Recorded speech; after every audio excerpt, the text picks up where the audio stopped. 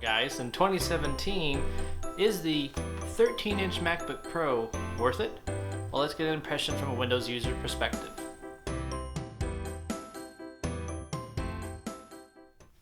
Alright, so we picked up recently the MacBook Pro, as I hold it upside down, 13-inch 2016 version. It is the base model minus the touch bar, and it has the base configuration, 256 gigs of SSD memory, an 8 gig cap of LDDR3 memory, and then of course the i5 processor, which is like a 2.0 processor that can turbo boost up to 3.1.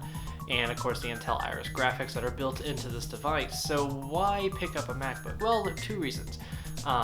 You want something that is portable. You want something that's going to be a little bit more efficient than, say, a Windows laptop. Now, don't get me wrong. For the $14.99 price tag that this guy comes in at, you can buy a pretty decent computer, PC, desktop, and or laptop.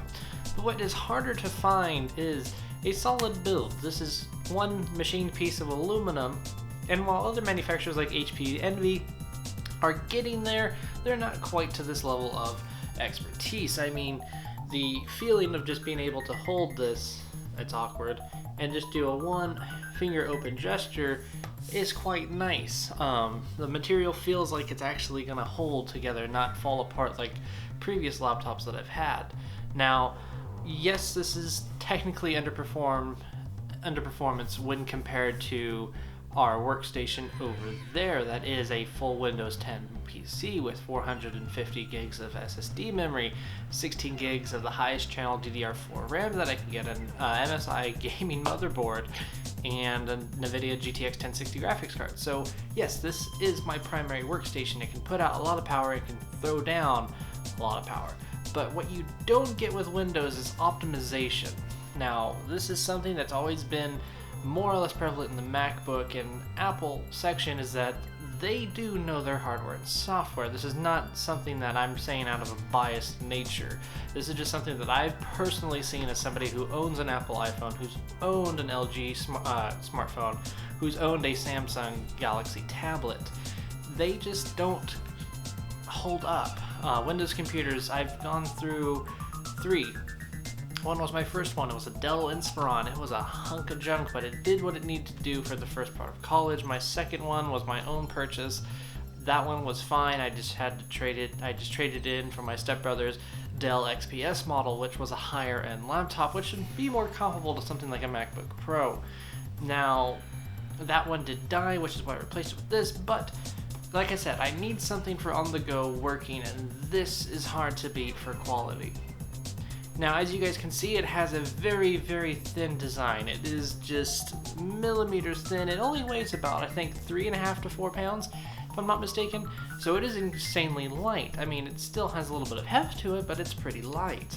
And of course, you have the controversial Thunderbolt 3 port, Type-C connector, of course, on the left-hand side of the device. And on the right, you have your single dual microphone and headphone jack that serves as that purpose. And of course, you have your microphones built into the chassis somewhere, I'm guessing. And of course, the webcam, though, is not a potato. It is 720 HD, which is fine for what you need out of it, but it's a lot better than the 480p webcam that comes built in on the just MacBook model, which is a little bit underwhelming because, frankly, it looks like a potato. And of course, the also controversial, which I find to be quite soothing, the butterfly mechanism keys. They work effectively, they work as advertised, and to me, it feels like it ups my typing game just a little bit better. Now, others might have some interesting opinions on that. Some of them hate it, some of them don't hate it, but wish that they had a little bit more key travel. Coming from a mechanical keyboard, I mean, it feels, I wouldn't say not night and day, but it feels comfortable. Having that immediate response that, yes, I've hit that key, is wondrous. Some people like a little bit longer key delay. I mean, for my mechanical keyboard, I use blue keys, so as soon as I hit it, it makes a nice clicky sound, which gives me that audible feedback. I don't want that tactile feedback, which I do enjoy from time to time, but you get that audible, which makes it a little bit easier to type. And frankly speaking, all the recent articles that you guys have read have been typed on this, not that.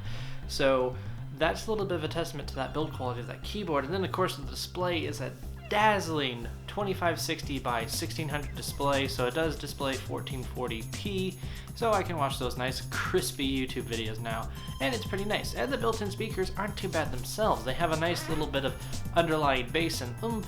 Nothing as comparable as my Sonic Invander speaker set, but it gets the job done if I'm just wanting to listen to on-system audio, which is frankly some of the best audio I've heard, comparing it to our older 2010 Dell XPS with JBL that was built in.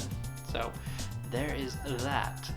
Now, as somebody who's used Windows, what do I really think of the operating system? Well, it has some quirks, interesting quirks that are slightly annoying, but can be worked around once you learn it properly. Some of the key commands, you actually have to use the command key instead of control key for your copy and pasting, which seems a little odd. I was pressing control and just wondering like why it wasn't copying stuff. I literally had to go in and look up and realize that it was command key, which is fine. Once you understand it, then it's not going to be an annoyance anymore. But performance is comparable to our actual desktop that we spent about $900 on, and you know, while I'm not going to get rid of it, it is going to be our at-home workstation, also slash data server. This has a 450 gig SSD plus a 2 terabyte external. This just has a 256 gig SSD. I might end up picking a smaller portable terabyte just so that way I have something to throw storage, throw pictures, throw videos on while I'm on the go, so that way I can still do my posts that way.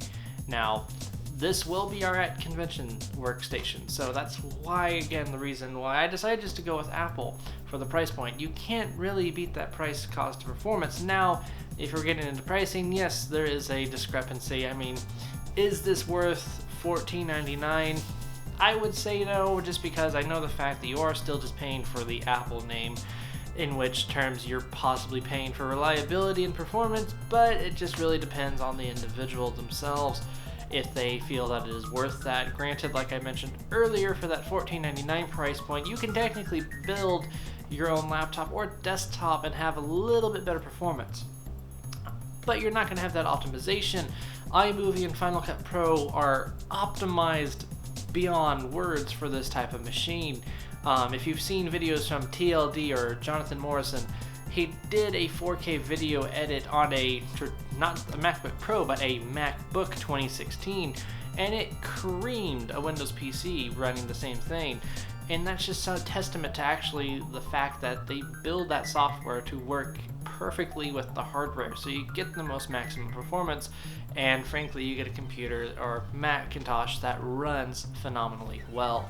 So if you guys are interested in looking at this, feel free to click one of our Amazon links down below. We actually purchased ours through apple.com. We did the special finance option because frankly, who really has $14.99 plus tax to drop on something that's brand new? Not counting the mega rich or the millennials who can afford their avocado toast, of course, but that is an option too. I will still link you guys to our Amazon. We are Amazon affiliates, so all of those juicy links that you guys click, and if you purchase an item from that link, it will give us some commission, so feel free to hit those up and buy away. We also will be linking a dongle adapter that we purchased ourselves for this. It does include 3 USB Type-A, 3.0 connectors, as well as a microSD and SD reader, which is going to be quite handy when we're on the go, meaning I don't have to do this Dropbox transfer system that I've been working on for the past few days to get my videos and photos over. And besides that too, we'll also link you to an Amazon Basics case that we picked up for this, and I'll be showing those all off in another video coming soon, hopefully this Tuesday. And I will catch you guys all in the next one. This has been Costas. Take care, everybody.